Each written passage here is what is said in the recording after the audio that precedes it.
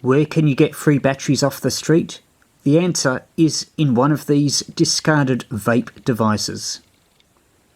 Let's crack it open and see what we can find. Firstly, we'll try and get the top off.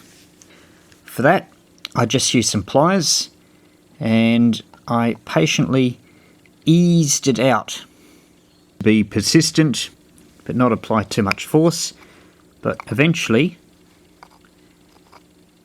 I got the top off like this. And inside,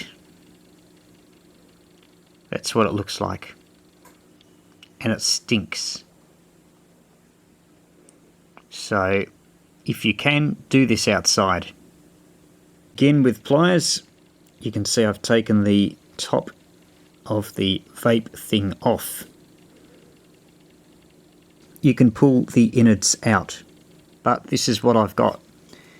And that leaves the rest of the container like that. And potentially you have now a small case that you could use for a project. It is metal, well, most of it's metal except for the end, so it could even be okay for RF, maybe even a little crystal controlled QRP transmitter.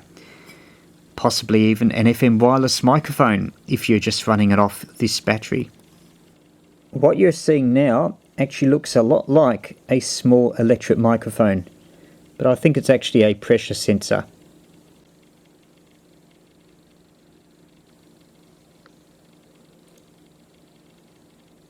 Right, there is the battery, 3.7 volt, 18450, and normally with batteries it tells you how many milliamp hour they are, but this looks to me a different measurement in watt hours.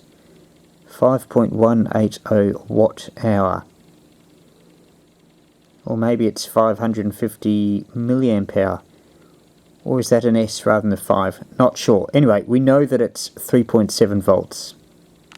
I've used the pliers to take the insides out of the clear plastic tube. It's a bit smelly, moist and icky. But one thing about it is that the battery will comfortably fit inside the tube. It's quite a snug fit.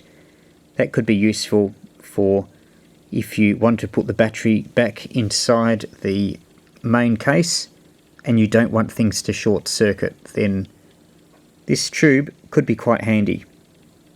Inside this yucky foam soft thing is a smaller tube. It's woven plastic possibly, maybe it's high temperature. I think it's possibly that goes around the heating element, which is part of how this works. As for the battery, well, it is still working, 3.46 volts. Might be a bit hard to see, but this mess I think may be the heating element itself. Made of fine wire, might have got damaged when I pulled things apart.